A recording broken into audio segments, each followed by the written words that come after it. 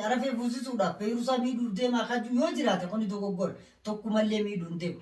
Garuu miidhaa hambisuudhaaf falli jiru kana qofa. Maaliif qophaan keessa dhiphate? Halaala taa'ee gaa namni afaaniin yoo waa goona jenne waa hedduu godhuu dandeenya. Mana inni ijaarra diigullee dandeenya. Xayyaara hin qabnellee bitannee oofuu dandeenya. Yaadallee isa san keessa seenuu dandeenya. Garuu waa yeroo itti seenanii hangam takka ulfaatti isa wahitti seenee keessa jiruutu beekaa jechuudha. Namnis yeroo yaada kennu yeroo waa xiinxalee. Inshallah bultiin san nama bareeda. Bakka haadha rakkoo qabu. Aruusaas akkuma eenyu godhatu caalaattiin sii godha. Wanni sodaattu hin jirtu jechuu barbaadeeti.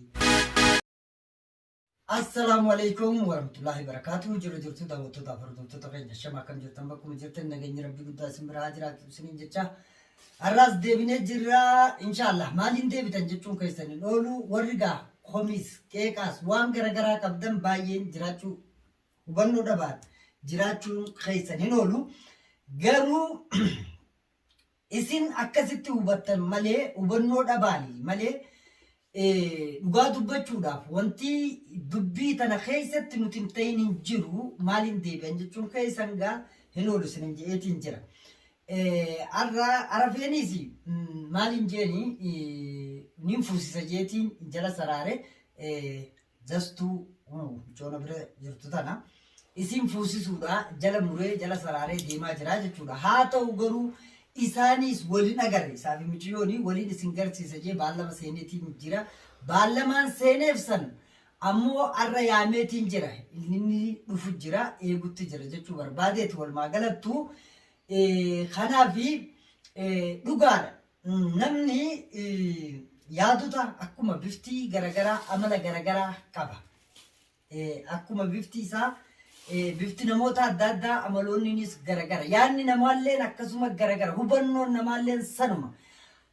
Kanaafi warri nu caalaa numaaf caalaa feeruusaaf yaaddan feeruusaa jaalattan feeruusaa jaalattanii achirraa waan agartan namaan jechuu barbaaddanii dogoggora keessa deebitanii waa hubachuu qabdanii isiniin jechuu barbaada. Maaliif jennaan waan as keessatti numaaf hin ta'in hin jiru jechuu barbaadeetu walumaa galattuu inni jalqabarraa kaasee hanga ammaan tanatti hordofaa jiru quba qabdan. Yoo ammoo hordofaa hin turin haalota irra jiru turree fi haala keessa seennee fi haala amma keessa deemaa jirru hunduma yoo quba hin qabaatini duubbee teenya deebitanii qorachuu hubachuu hubannoo harkachuu qabdan jechuu barbaadeeti. Kanaafuu numaaf dhugaadha. Feeruusaa bultiisii diigee yookaan feeruusaa qileen taanetti darbee bira deema. Kajuu yoo jiraate kuni dogoggora. Sababni akka qilee biroo hin seenne, qilee isin seente waliin seenne, rakkoo isin seente waliin seenne baadhanne dirqama dhalootummaaf haala hunda keessatti jabaannee waan godhuu dandeenyu hunda irratti xiyyeeffannee godhuudhaaf katattaafanne dirqama dhalootummaatii jechuudha. Silaa akka namoonni hubannoo malee yaada kennan kana silaa taatee dubbiin yeruma sanii maal naa dhabdii jee anillee bira dabruu danda'a jechuudha. Garuu taateewwan nu taane kana hundaa dadhabbi ifaajji bu'aa bayii nuti keessa dabarre haala hunda keessa dhiibbachaa rakkacha teenyallee itti dhiibnee jiru jireenya keenya wallaalle keessa dabarre waliin hanga ibidda mucatti baafadhutti kaniinan deeme hunda isin biyyatti laayitee jechuudha. Biyyatti yeroo laayitu immoo maal godhuu qaba? Biyyi laayite jee isaan lama wali dhiisee yoon deeme hoo maaltu ta'a? Kunis nama yaachisuudha qabaa jechuudha. Namni akkanumatti yaadu tan taane kennuuni bu'aa nuuf hin qabu jechuu barbaadeeti. Kanaafuu inshallah rabbi haa tolchu. Ani akka miidhaan takkallee hin dhufne murteenan fudhadhe arafees waagaa feeruusaa jecha waan hin godhin hin qabu. Akkuma feeruusaa jecha arafee itti dabree ibiddaa fi hidhuu fi waa hunda hanga ibiddatti baafadhetti waliin deemetti akkuma isii jaaladhu arafeellee jaaladha jechuu barbaadete. Kanaaf dhaloonni ija mirgaa ija bitaati isaan lachuu jechuu barbaadete garuu amma arafee fuusisuudhaaf namaaf maal jechuu barbaadete arafee fuusisuudhaaf feerusaa miidhuuf deemaa kaju yoo jiraate kuni dogoggora tokkumallee miidhuu hin deemu garuu miidhaa hambisuudhaaf falli jiru kana qofa maaliif qophaan keessa dhiphan halaala taa'ee gaa namni afaaniini yoo waa goona jenne waa hedduu godhuu dandeenya mana inni ijaarra diigullee dandeenya xayyaara hin qabnellee bitannee oofuu dandeenya yaadallee isa san keessa seenuu dandeenya garuu waa yeroo itti seenanii hangam takka ulfaatti isa wahitti seenee keessa jiruutu beekaa jechuudha namnis yeroo yaada kennu yeroo jechuun xiinxalee yookaan osoo xiinxalee akkuma hubatetti waa darbachuudhaa deemu dura hubachuudha qabaa hangam takka yoo waatti seena waan itti seenne sun nama dhibaa bakka numaaf tana namuu of buusaadhaati ilaalaa jechuu barbaadate kanaaf dastuun gaa dastuudhaan itti fuudha jeetiin jala saraaree jira dastuunis kun otara bira ta'isu arafeelleen dhufatti jira guyyaan kun guyyaa baallama isaaniiti inshaallah isin rabbiitiin isinis gaa yeroo wal agarte waan jettuun isii beekaa illeen sanuma tarii wal fudhachuu mala tarii immoo wal fudhachuu diduunillee ni jiraata ani waan isaa hin beeku jechuudha kanaafuu anammoo isaaf isii ilaaleetiin jira isa immoo fuusisuuf jala saraareetumaan deemaa jira kanaaf rabbinaa gargaaru du'aa godhaa isiniin jechuu barbaada maal jechuu haasa'iin nuun harkaa badee jira mee dastoota salaamuun dandeessu Assalamu alaikum warahmatullahi wabarakatuh. Akkam jirtanii fayyaadhaan nagaa keessanii baga jiraataniin isiniin jaa hayyee gaafa har'a bakka uumaa kun obboleessa fayyanaan jeen hayyee jee bakka inni hoggi dhufe gaa'ii ilaalaa takkanaatiin isiniin jaa mi'a gaa'ii dhufu jira takkanaatiin isiniin jaa akkasii rabbamtu nurraa haa qabu inshaallah maaliif waan kanatti seente jettanii keessa deemuuf akka hunda ta'uu gartee tarii akka hunda ta'uu ni mala ammoo wanni kanatti seeneef akka isaan lamaanis waliin galaafanne amma laal dubbiin tun eessarraa kaatee eessatti nu dibde akkamiin nu rakkate dubbii xumura goonee waan hunduma keessattuu xiqqoo haara galfiif ni gammanna jennee keessa teenya michiyyooni nu harkaa dhoofte jechuudha an duraanii namtichi balfalaan بدان آخرة خواب اللي سو خواب وان غرغرا خيس سيني جرو عرفه دجيتين جلس فراري إسي ولين هنگا ibiddisan dhawutti yaadee ture jechuudha garuu isiin isa caalaa nutti taatega gaafa kana taate immoo waliin dhiisii deem warri dibee jettanillee hedduun keessanii jirtanii garuu ana laaltaniituma dhibbattanii naan mararfattanii isa kana jettanii ani immoo namoota wal galaafatu deemu keessa waan hin jiruuf akkaan godhutti akkaan itti keessaa ba'u wallaale murtee tana fudhadhee jira murteen tun ammoo murtee ta'uu qabdi jee jala saraaree tatanaan booda dhuftu immoo rabbii gartee toltuu haa godhu walumaan ilaala jechuu barbaadeeti amma arafee eegu jira inshaallah arafeelleen ni dhufaa yaameetiin jira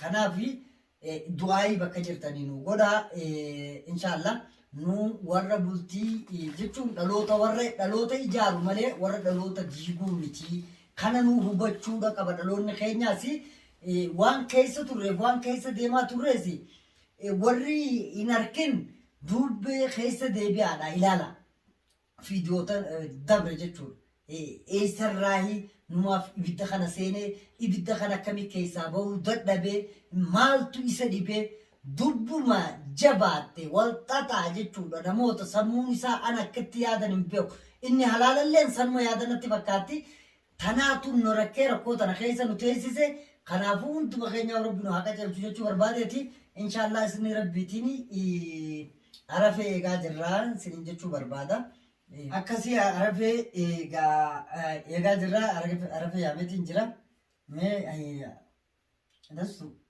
akkamitti jirtamma Aku jiru ya gani yamete ga wal barra yamese. Yaameetiin jira. Bakka haadha fuu rakkoon qabu. Egaa inshaallah waan hunda keessattis waliin jira. Maaliifi wanni sodaatu takka illee hin jirtu jechuudha. Inni guddaan namni gaafa bultii jee walitti dhufu bultiin gama lachuutu beeki dantaadha. Jabeeffachuun isinuma lachuurra jirti jechuu barbaadeeti. Kasanii achi miidhaa dhuftu hundus waliin hin jira waan ta'eef wanti sodaattu akka illee hin jirtu jechuudha. Akkuma ammaan tana siin jiru fuula duraa fi sanuma qabdi. Inshaallah maali? Inshaallah rakkoo hin qabu. Yaada sisseenu jirta. Halaas hoggee dhufe. Wallaallee baqqaalaalee yoo inni haa ta'u ta'e rakkoo hin qabu. Ni ta'a. Ni ta'a. Inshaallah bultiin san nama bareeda. Bakka dhufuun rakkoo hin qabu. Hayyee bareeda rabbaa tolchu. Inshaallah. Amma isa eegutti jirra gaa'eeti. Isa eenyatuma rabbaa tolchu. Hundumaa kana booda aruusaas akkuma eenyu godhatu caalaattiin sii godha. Wanni sodaattu hin jirtu jechuu barbaadeeti. Inshaallah rakkoo hin qabu. Maaliif waa hedduu nama dhiba. Waan nama dhibduuf hin dhibaniiti. Tun ammoo waan uumaa kana keessa jirtu wanti achi qabanii qaqqabanii hin jirtu jechuu fayyaa. Aruusa immoo dilgoonee sii goonaa waan hundumaa si waliin jirraa. Absheeruu siin ja'a kanuma kanneen hin jiru. Taan ammoo dhaloota gartee gama hundaa diiguu miti. Ijaaruun baheessa. Warra walumaan ijaaru rabbi nu haa godhu. Isaanillee daawwattoota hordoftoonni keenya bakka jirtanii du'aa nu godhaa. Bultiis bultii itittuu rabbi haa taasisu. Warra jallatee jirus rabbi nuuf haa qaceelchu. Yoo fayyadamni jiraates rabbi nu haa fayyisu. Akka godhan kan biroo hin jiru fayyaan beekaa faaya. Namni kun gubbumarra wal harka malee keessi isaa irra guddaan nagaa hin qabu natti fakkaata. Haalli nu mudatee fi haalli nu dhibelleen kanuma inshaallah warra gubbaaf keessoo isaallee fayyaa qabdu rabbi nu haa godhu. Du'aayiidhaan nu bira jiraadhaa isiniin ja'a. Warra walii khayrii qabu rabbi nu haa godhu. Gaafi nu har'a akkasitti wal baru yaana. Inshaallah warra khayrii walii qabu warra waliin horee laga bu'u rabbi nu haa godhu. Inshaallah rakkoo hin qabu. Akkas inshaallah inni haa dhufu. Hanga inni dhufu achi waan goggodhimee bishaan illee taatu. Mukichi fayyadastu.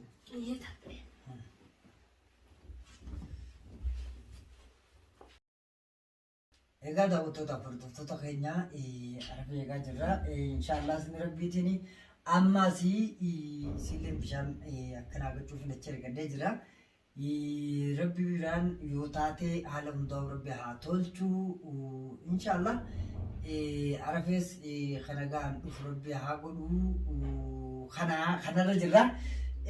Yaadda'uu fi rakkachuu keessan duraanis waliin yaaddaa ture waliin rakkachaa ture rakkoo tana keessaa bahuu dadhabne amma booda immoo akkaataa akka maleettu keessumaa baanaa jeetiin abdii qaba. Inshaallah warra rakkoo tana keessaa bahu rabbi nu haa godhu. Ol qabee qaqqabeetiin karaa kanaan malee akka isiin tun itti dhumattu dhabe. Bishaan kan hojii maal dhuftare? Bishaan maal dhufidireeti? Bishaan ergeetiin dhufee bara. Ergitee dhufte? Daawwattootaaf hordoftoota keenya inshaallah isin rabbiitiin arafee eegaa jirra. Egaa arafeen dhufaa dhiyaate siilleen ta bishaan naafiti jeen bishaan ergeetiin dhufte. Eenyu? Caalaa Arafee.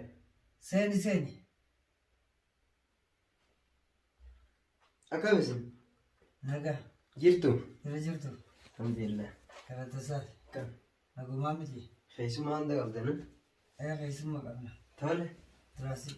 Odeessa. Awoo odeeffadhu. Hayyee.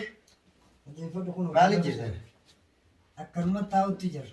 Akka biraan nagaa qabdani jiru. Nagaa qabna galata rabbii. Wallaahi. Ijoolleenis? Hundu keenyaa nagaa qabna. Alhamdulillah. Alhamdulillah nagaa qabna. Galatasaati. Maali yoo? Nagaa. Kan maal dalagaa deemu naam ta'e. Wanni siyaameefi. Dhiyootadha. Dubbiin nama dhibdii miti. Dubbiin dhibdee keessa taa'uun gaarii miti jechuumaaf siyaame.